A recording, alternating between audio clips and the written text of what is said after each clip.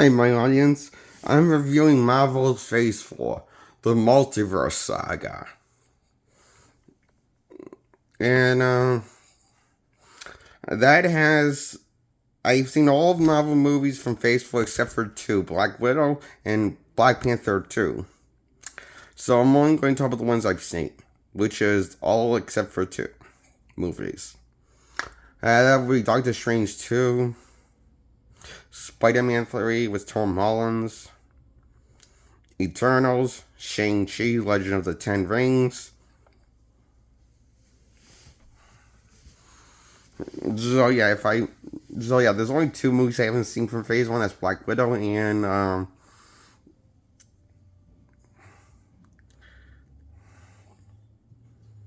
Black Panther 2, Wakanda Forever. So I give them all movies the same score. I give them 6 points out of 10 points.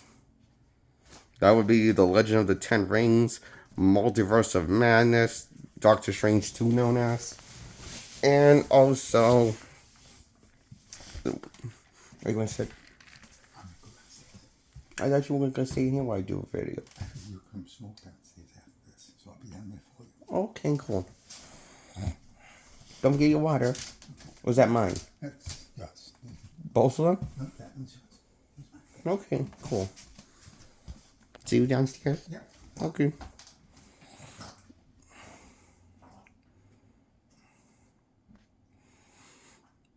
No, it's my dad I was just talking to. Anyway, so I give Spider-Man No Way Home 3 a 6 out of 10. That's the one where they bring in the multiverse crossover events with other Spider-Man characters. And Doctor Strange 2 is when they actually introduced the idea of a cosmic event called Incursion, and what is Incursion and how it can happen, how to prevent it.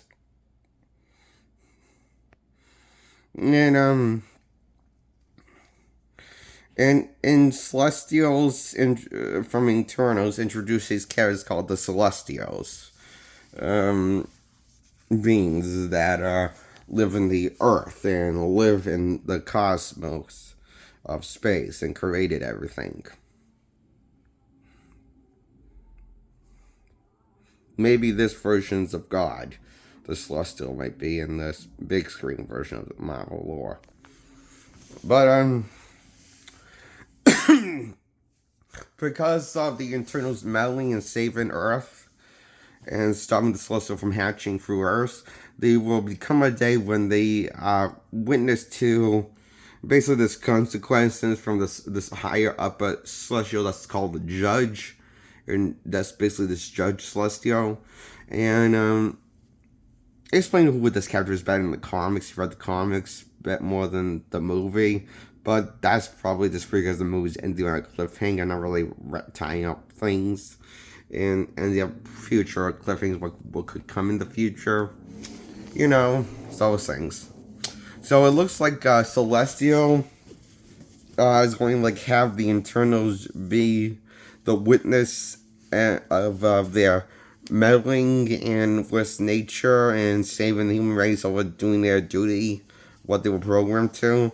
So it looks like they're going to see if they see the human's face to see if it was worth their meddling, and so they're going to be basically be held hostage until by the judge Celestial.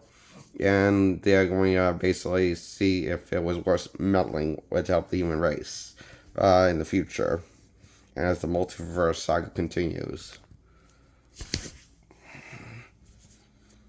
And it's kind of hinted at that implied vaguely, but we don't know how long it's going to take them to get to that part of their story with this universe, with the Celestial and the Avengers meeting each other, and I don't know.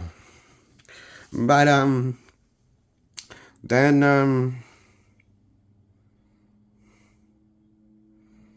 so that's why I give these movies a 6 out of 10. And I give the Marvel's Phase 1 and Phase 3 and phase 2 of their short films. A 6 out of 10 will be nice treats for little mini movies. They don't have the main characters that you expect to see on the big screen, not even as cameos. I mean, yeah, the Phil Coulson show was nice and Agent Carter show was nice. That led to our Agent Carter show, which is the popularity, which I'll review in another video. And yeah, I gotta admit it was okay. Was short of King hinting that actually might be a real Mandarin, waiting for Shang-Chi to let us all down. Yeah, that's a funny movie, Shang-Chi. Funny. After we got let down the first time with Iron Man 3, they decided to let us down more with Shang-Chi after bringing us back on the hype train that it might be a real guy called the Mandarin, and there might be red magic 10 rings that he has powers from, like in the source material. But no, it's no Mandarin. You sure got me off with that thinking you were going somewhere in the short of the name of the king short. Yeah. It hurts though. I was wrong again. So that's why I give them all Marvel shorts from, including season 1 of I Am Groot. I give season 1 of I Am Groot a 6 out of 10. Marvel's Holiday Special a 6 out of 10 because that's just a dumb movie meant not to take seriously, but it's like dumb movie's a dumb movie, and I'm a little sick of so much mediocrity. This feels rather the same, even though I enjoyed the Christmas special of Guardians.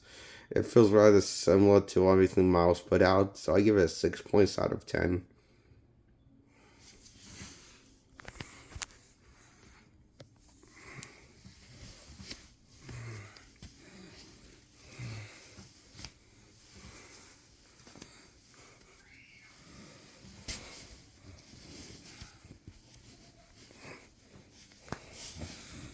And I give this Marvel movie, black and white, as a black and white movie called Marvel's Werewolf by Night. I give that a 6 points out of 10. I enjoyed it all, but it's a 6 out of 10. Definitely the best project in Marvel's Phase 4 in this video that I reviewed by Marvel. All the Marvel products I've reviewed in this video is the best product, I think, is definitely Werewolf by Night. There's the closest can coming something special and becoming unique for something, but for a Marvel project, closest has gotten. But feels, however, it's too similar to what we're used to seeing from Marvel, with the humor being forced into a horror franchise, like Werewolf by Night, that's trying to be homage to old school horror. I can tell it's trying to be one, but it doesn't feel like homage to old school horror because it still brings in the cheap jokes that wouldn't be in old school horror films. This old school horror black and white films takes everything straight and not really tongue-in-cheek at all. But Marvel does the tongue-in-cheek jokes all the time. So when they bring it into that, it feels more out of place than normal when it's trying to be more different than normal. The best movie. This feels too similar. So, that's my review on Marvel's Werewolf by Night. I want to give it a 6 points out of 10.